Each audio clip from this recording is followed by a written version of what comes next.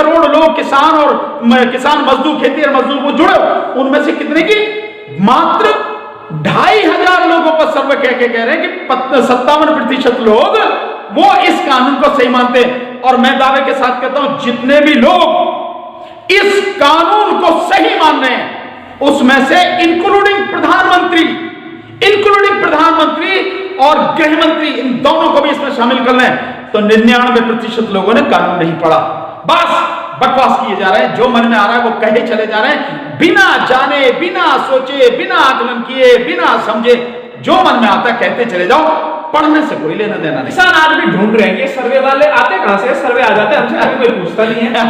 ये सर्वे सारे के सारे एसी कमरों में बैठ के होते हैं, सर्वे सब फर्जी होता है, सब फ्रॉड होता है, जिनका कोई पता नहीं होता।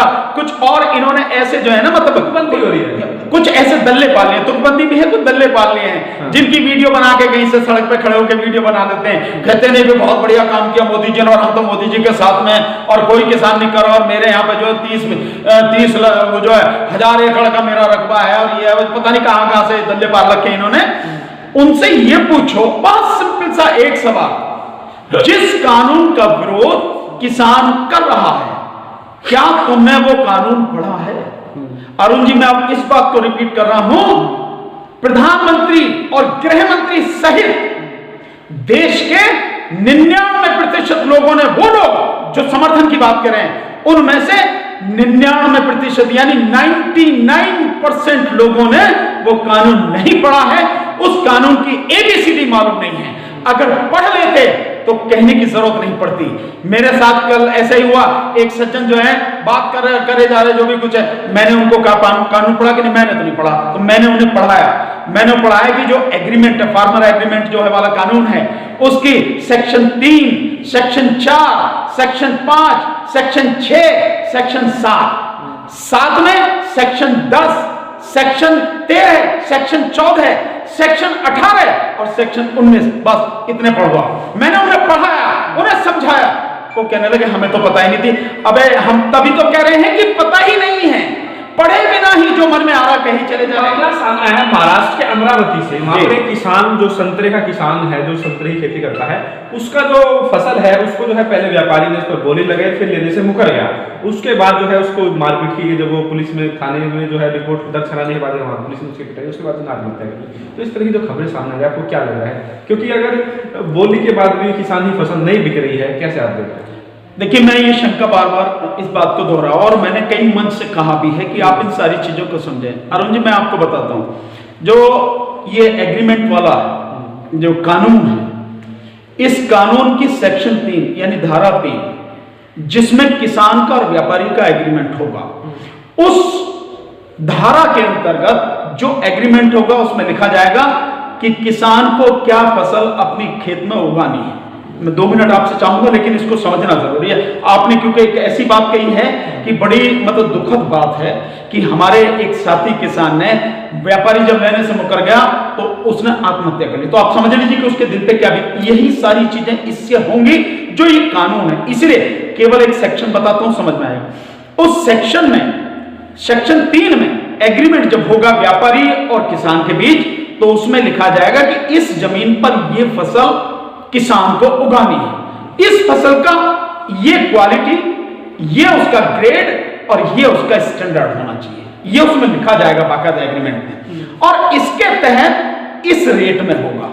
समझिए, आपको क्वालिटी और ग्रेड लिखा जाएगा, स्टैंडर्ड लिखा जाएगा, ये ग्रेड लिखा जाएगा, उसका वो लिखा जाएगा, ये पैसे, ये इसकी कीमत होगी। फिर इसके लिए जो व्यापारी है वो किसान को बीज, खाद, यंत्र, खेती के यंत्र जो है वो, टेक्नोलॉजी, उसके लिए पेस्टिसाइड और उसके लिए जो भी एडवाइस वगैरह है वो सारी की सारी प्रोवाइड कराएगा। ये जितनी भी चीज कराएगा, इन सबको जो व्यापारी है अपनी कीमत पर देगा, उसके अपने रेट है, किसान का रेट नहीं अपना, उसके व्यापारी के रेट है। भाई इस हिसाब से खाद में लगा भी रेट व्यापारी का, वो फसल का रेट भी व्यापारी लगाएगा। मतलब खेत मेरा, कमाऊंगा मैं, करूंगा मैं, फसल मेरी, रेट कौन लगाएगा? व्यापारी उसके रेट लगाएगा। तो ये सारी की सारी चीजें अब होगा क्या, इसमें आगे देखें। वो जो लिखा गया है, इस फसल की ये क्वालिटी, ये ग्रेड और ये स्टैंडर्ड होगा, उसको 3 बार चेक किया जाएगा। 3 बार नंबर 1 जब वो बोया जाएगा तब, नंबर 2 जब वो फसल उग रही होगी, बढ़ रही होगी, और नंबर 3 जिस समय फसल काटने के बाद व्यापारी लेने की स्थिति में आएगा। और चेक कौन करेगा? व्यापारी का आदमी जो टेक्नोलॉजी वगैरह जो इन सारी चीजों को जानता है वो चेक करेगा। वो सब कौन कराएगा? व्यापारी प्रोवाइड कराएगा। किसान को तो बेचारे को पता नहीं, किसान कैसे करेगा? तो उसका आदमी चेक कराएगा, और इसके संबंध में जितनी भी लीगल कार्रवाई होगी, जितनी भी लिखित पढ़त होगी, वो कौन करेगा? व्यापारी करेगा। और आप देखें कि हम बीमा खरीदते हैं, LIC वगैरह से बीमा खरीदते ना, बीमा में जो खरीदते हैं हम, वो बता देता है एजेंट आके कि ये होना है, बाकी हमें कुछ नहीं पढ़ पाते क्योंकि छोटा छोटा लिखा बड़ा अच्छा लगता है नहीं? वो बड़ा बढ़िया लगता, ये सब लिखा हुआ हमसे साइन कराता जाता है। जब बैंक से लोन लेते हैं तो 10, 15, 20 पेज का वो पूरा एग्रीमेंट होता है, हम उसे कभी पढ़ते नहीं है। हमसे वो बैंक वाला कहता आपका लोन सैंक्शन होगा जी, यहाँ साइन करो, यहाँ करो, यहाँ करो, इस पेज पर करो, यहाँ करो, सारा सब कुछ कर ले। ऐसे ही ये करेंगे। और शर्तें कौन लिखेगा? व्यापारी। सब कुछ जो करेगा वो व्यापारी। हम क्या है? हम तो बस उसके जो है एक काम करने वाले नौकर रहेंगे। जैसा वो कह रहा है वो किसान को करता है। किसान ना पढ़ पाएगा ना समझ पाएगा उसको किसी हालत में नहीं। किसान देखिए, जिस देश में आधी से अधिक आबादी अनपढ़ है, किसान बहुत बड़ी संख्या में एक तो गरीब है। 80-85% किसान हमारे देश में सीमांत और छोटा किसान है, यानी कि 2 एकड़ की जमीन नहीं है, वो गरीब है, अनपढ़ है, वो उसकी ऐसी स्थिति है, तो वो बेचारा क्या पढ़ेगा, क्या करेगा? अब आप देखिए, जिस किसी भी स्तर पर, मैं अब आपकी उसी बात पे आ रहा हूं जो महाराष्ट्र के किसान का आपने उदाहरण दिया, कि जब वो फसल लेगा, फसल लेने से पहले चेक करेगा कि वो ग्रेड है कि नहीं। अगर वो जो ग्रेड लिखा है नहीं हुआ, क्यों? क्योंकि फसल जो है, खेती जो है, वो बहुत कुछ मौसम पर निर्भर होती है। कभी ज्यादा ठंड पड़ गई, पाला पड़ गया तो नुकसान हो गया, बारिश हो गई तो नुकसान हो गया, बिजली पानी नहीं मिला, पानी सूखा पड़ गई तो हो गया दिक्कत में, या पानी पड़ा बहुत तेज और उसके बाद हवा चल गई तो सारी फसल ही लेट गई। ये किसान की मौसम की मार है जिन्हें झेलता है। उसमें जब ग्रेड नहीं होगा तो फिर वही होगा, वो जो व्यापारी है उस फसल को लेने से मना कर देगा, और किसान फिर उसी, अभी जो आपने उदाहरण दिया संतरे वाले किसान का, वो आत्महत्या करेगा। व्यापारी नहीं तोड़ सकता है एग्रीमेंट को, किसान तोड़ सकता है। आप व्यापारी जो नहीं, गलत। सरकार का दावा बिल्कुल गलत है। सरकार का दावा पूरी तरह से गलत है। सेक्शन 11 में यह है, सेक्शन 11 में है कि जो एग्रीमेंट है उस एग्रीमेंट को आपसी सहमति से खत्म किया जा सकता है। आपसी सहमति का मतलब समझते हैं ना? आपसी सहमति यानी आपका और मेरा एग्रीमेंट है, तो आप और मैं दोनों सहमत होंगे, यह है आपसी सहमति। आप और मैं सहमत होंगे तो ही टूटेगा।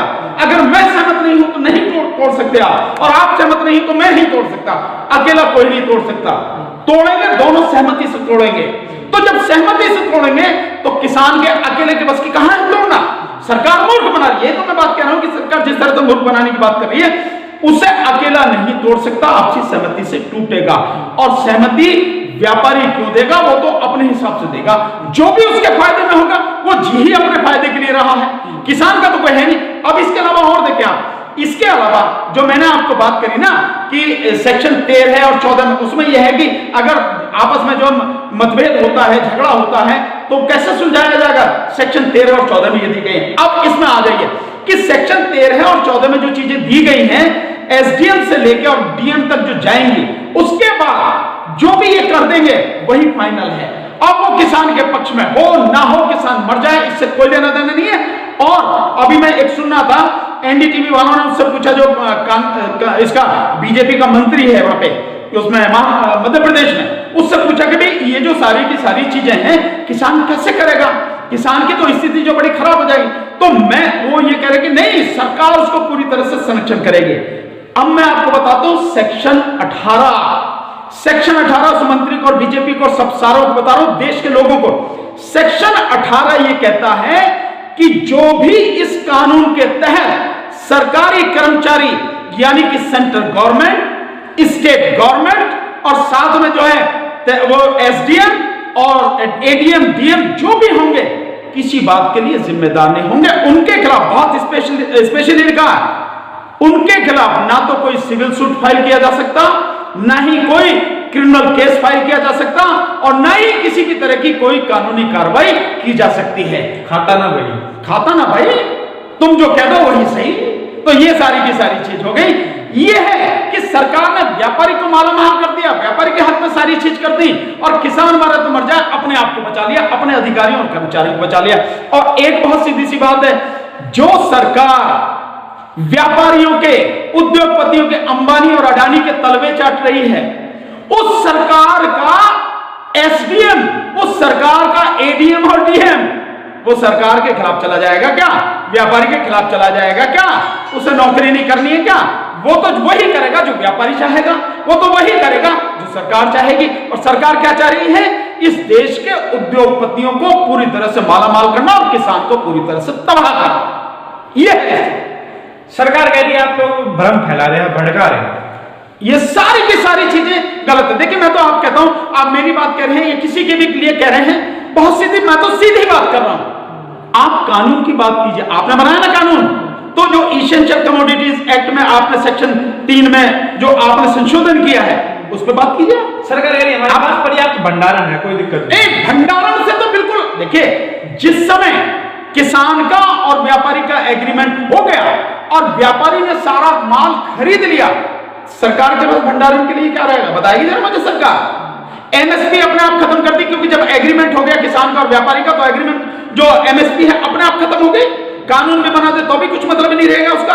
कानून बना के तभी ठीक रहेगा कि भी कानून भी रद्द हो। अगर ये कानून है और एमएसपी को भी आप कानून भी बना दो तो भी उसका कोई मतलब है, एमएसपी मिलेगा मतलब ही नहीं, पहले खत्म ही करना पड़ेगा 100%। बिना इसके मतलब नहीं है कुछ भी। इन कानूनों को खत्म करना पड़ेगा और एमएसपी को कानून बनाना पड़ेगा, तभी है ये सारी की सारी चीजें। और रही इसलिए 2017 का नीति आयोग का, सरकार का डॉक्यूमेंट पढ़ो। नीति आयोग कहता है कि इन सारी चीजों से, ये मार्केट से अनाज खरीदने वगैरह ये सब और ये पीडीएस, इन सब से सरकार को बाहर निकल जाना चाहिए, एमएसपी से बाहर निकल जाना चाहिए। सब्सिडी किसान के लिए पूरी तरह से बंद कर देनी चाहिए। जब सरकार का डॉक्यूमेंट ये कह रहा है और सरकार उसी के हिसाब से कानून बना के कर रही है, तो सरकार एमएसपी को चाहे डिक्लेयर करती रहे, लेकिन एमएसपी का कोई मतलब नहीं रह जाएगा। एमएसपी किसी को मिलेगी नहीं, एग्रीमेंट से सीधे पैसे जो एमएसपी है वो डिक्लेयर होता रहेगा ऐसा, लेकिन मिले ना मिले उसी को नहीं। आज भी नहीं मिल रहा, वो तो आज भी नहीं मिल रहा, कल कैसे मिलेगा भाई? आज तो कोई एग्रीमेंट नहीं है,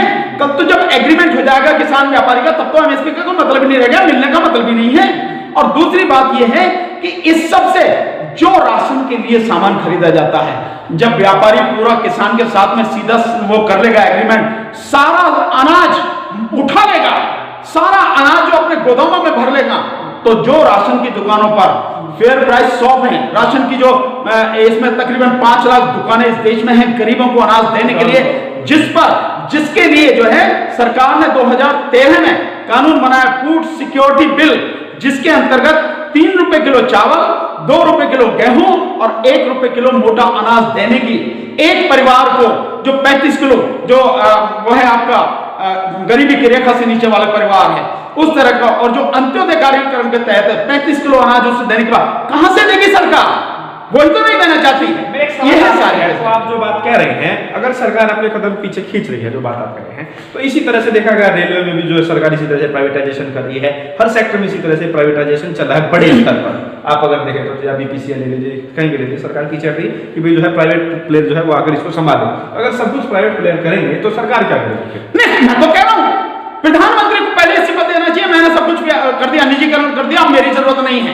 लेकिन प्रधानमंत्री सब कुछ चंद अपने जो उद्योगपति हैं, अंबानी और अडानी जैसे लोग, इनकी चौखट पर पूरे देश को बंधक बना के गिरवी रख के और प्रधानमंत्री मौज लेना चाहते हैं। जबकि होना यह चाहिए कि अगर आपने सब कुछ, आपने बिल्कुल सही सवाल किया कि जब सब कुछ आपने निजी हाथों में दे दिया, सरकार के पास कुछ नहीं है, तो इस बात का जवाब भी प्रधानमंत्री ही दें कि आपका खर्चा 20% कैसे बढ़ गया, सरकार का खर्चा 20% कैसे बढ़ गया, तो आप रोजगार नहीं दे रहे हैं। दूसरी बात, 18 घंटे काम करके आपने देश को पूरी तरह से तबाह कर दिया। मैं कह रहा हूं 8 मिनट भी काम मत करो, झोला अपना लेके जाओ यहां से इस्तीफा देके, और इस्तीफा आपको देना पड़ेगा।